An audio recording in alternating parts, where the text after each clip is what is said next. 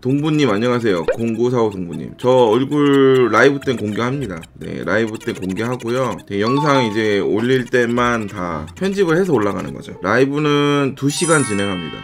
네, 라이브는 2시간 하고요. 제가 주제를 가지고 한 10분, 15분 정도 하고 나머지는 이제 뒤에 질문 받는 형태로 아마 할 것 같아요. 이렇게만 해도 시간 짧더라고요. 어떨 때는. 네, 질문이 갑자기 확 올라오네요. 대리보험사들이 가입 연령대를 높였다고 합니다. 기존의 20대 초반들은 더 이상 대리를 할 수 없고 66세 이상도 가입을 안 받는다고 하네요. 대리기사 수가 좀 줄어들 것 같기도 하고. 네, 지금 제가 최근에 들은 정보로 저희 사무실도 30세 미만이 아마도 보험 가입이 안 된다고 하더라고요. 당분간 일시적이래요. 일시적이라고 그러는데 언제 풀릴지는 아직 잘 모른다고 하는데 지금 현재 접수가 안 되는 걸로 알고 있습니다. 가입 자체가 안 되는 걸로 알고 있어요. 2020년 달라지는 것들 중에 대리기사한테 영향이 있는 게 뭐가 있을까 하고 좀 찾아봤어요. 2020년도에 달라지는 게 되게 많더라고요. 제가 찾아보니까. 그래서 그 중에서 대리기사한테 필요한 게 뭘까라고 찾아봤는데, 그 중에 제가 찾은 첫 번째가 뭐냐면 바로 요겁니다. 요거 모바일 운전면허증 신청. 네, 첫 번째가 바로 이 모바일 운전면허증인데요. 요게 작년에 이제 시행하는 걸로 이제 승인이 났고요. 그 다음에 SKT, KT U+에서 공동으로 만든 패스라는, 패스라는 그 보안 접속 프로그램 같은 건데, 이게 인증서 같은 프로그램이에요.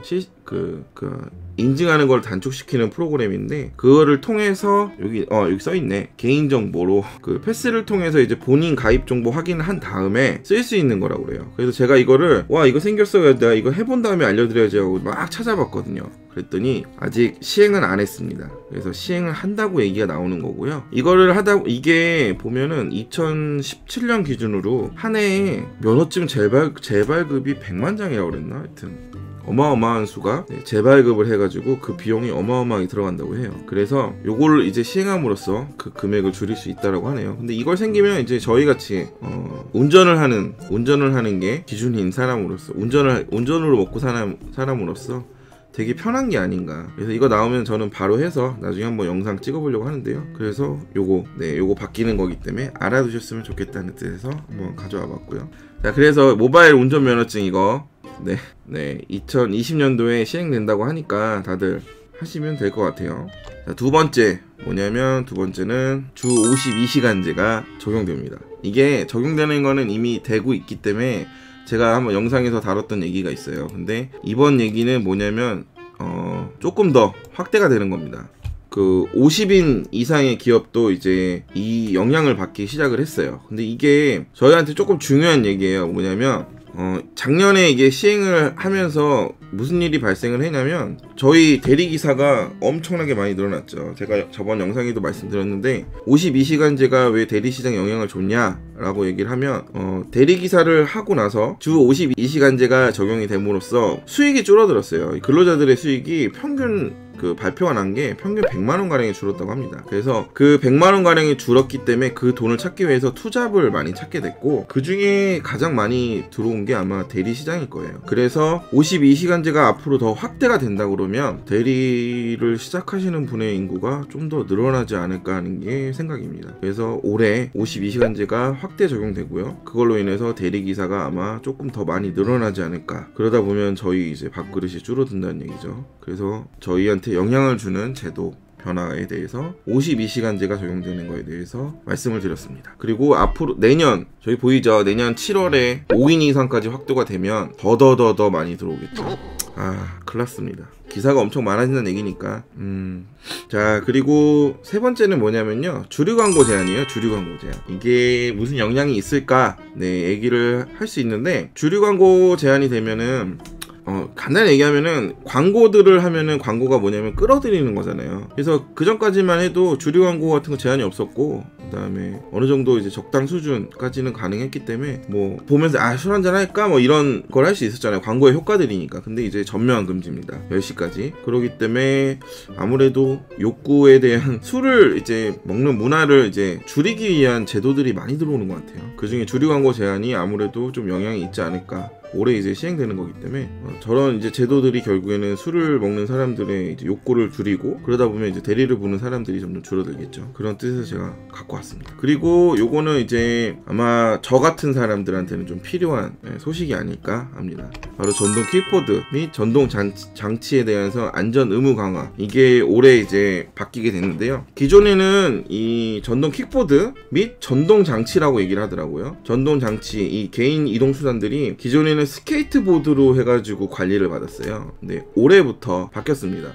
스케이트보드하고 전동보드로 이제 완전히 분리해서 관리를 하기 시작하고요. 그리고 이제 중요한 멘트가 자전거도로 통행을 허용하는 거에서 대비를 위해서 최대 무게가 30kg로 제한된다고 나옵니다. 그래서 앞으로 자전거 도로의 통행이 가능해진다는 얘기겠죠, 점점. 근데 이제 조건이 이제 달리는 게 등화장치, 전조등, 미등, 반사경 등이 설치 의무화되게 돼 있어요. 이게 이제 전동 휠에는 어떻게 적용될지는 잘 모르겠는데 앞으로는 이게 설치가 이제 의무화된다고 합니다. 그래서 이제 준비를 좀 하셔야 돼요. 장비 타시는 분들은 이제 이게 법제화되고 규제화되면은 깜빡이 같은 거, 반사경 뒤를 보는 거, 미등, 뒤에 브레이크 잡으면 이제 등 들어오고 뭐 이런 것들을 자동으로 이제 설치를 해야 되는 거죠. 그러니까 휠에는 어떻게 설치해야 되나 모르겠네요. 이게 우리 이게 모자에 헬멧에 이렇게 달아야 되나? 그리고 기존에 저기 좀 잘못 들어왔네요. 최고속 25km, 제동 성능, 뭐 주행 안정성, 방수, 배터리 안정 등의 규정이 기존에는 있었어요. 그거는 계속 유지될 것 같고요. 그래서 올해부터 아마 이게 강화된다는 얘기는 이게 시행을 한다는 얘기겠죠. 그래서 이런 부분에 대해서는 이제 준비를 하셔야 될 것 같습니다.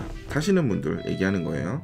자, 그리고 이제 요거는 거스름돈에 대한 얘기인데요. 거스름돈이 그냥 예전에는 동전으로 받았잖아요. 그래서 저 같은 경우 편의점에서 뭐 커피 그 있잖아요. 이거 우리 뜨거운 물 타서 먹는 거 1,100원 이렇게 하거든요. 1,000원짜리도 있는데 그 막 900원 주고 막 그 뭐 했는데 현금으로 저희는 들고 다닐 때가 많기 때문에 그래서 동전이 막 쌓이고 그랬는데 그 동전 같은 게 이제는 포인트나 뭐 계좌 아니면 마일리지 정리 뭐 이런 걸로 된다고 해요. 그래서 뭐 요런 제도가 있으므로 앞으로 조금 편하지 않을까 생각이 듭니다. 그리고 그 밖에 뭐 바뀌는 것들이 많은데요. 요거는 제가 아까 얘기할까 말까 하다가 내년 최저 시급이 8,590원으로 변경이 됐죠. 올해죠, 올해. 그래서 이게 월급 기준으로 179만원 정도 된다고 해요. 주 40시간, 뭐 209시간 일을 했을 경우. 그러면 최저 시급이 올랐으니까 대리비도 올라야 되는데 아마 대리비는 작년하고 똑같이 되지 않을까.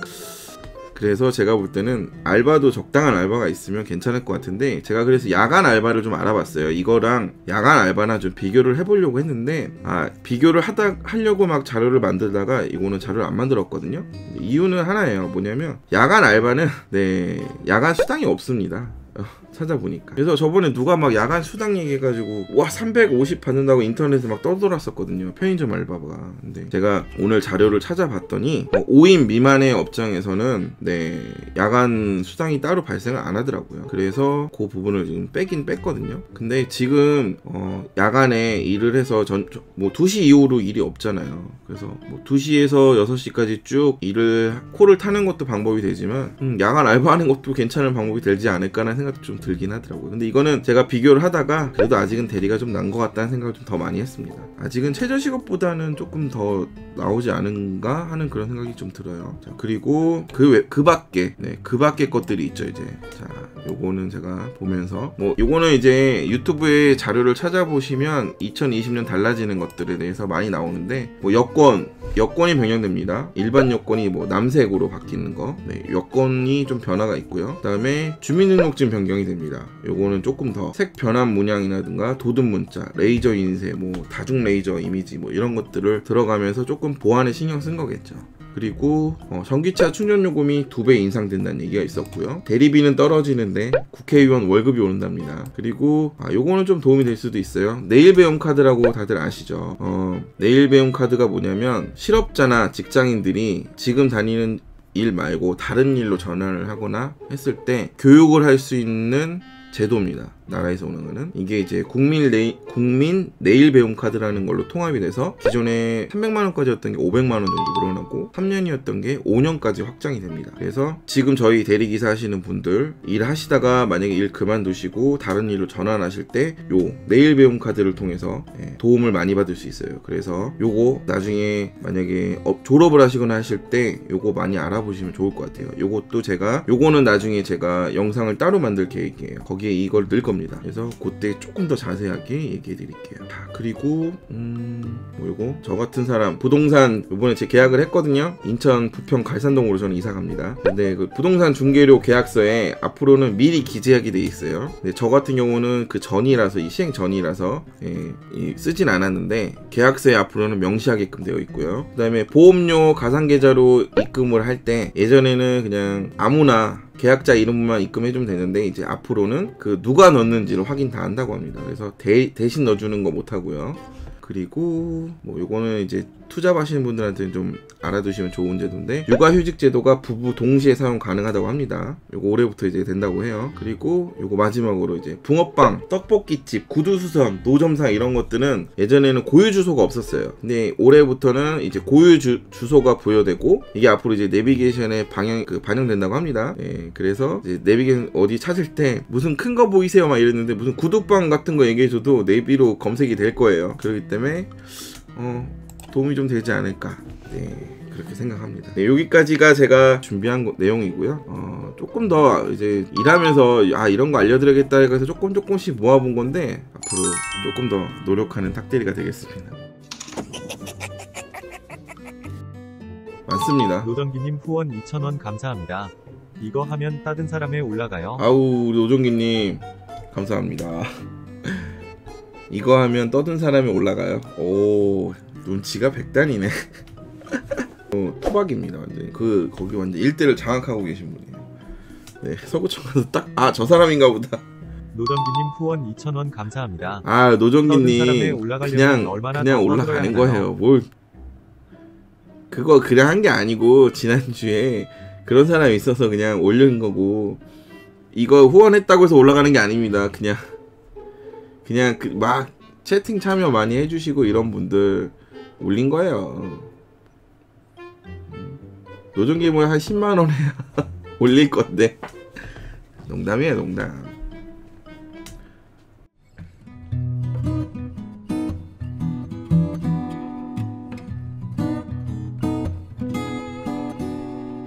그럼 뿅!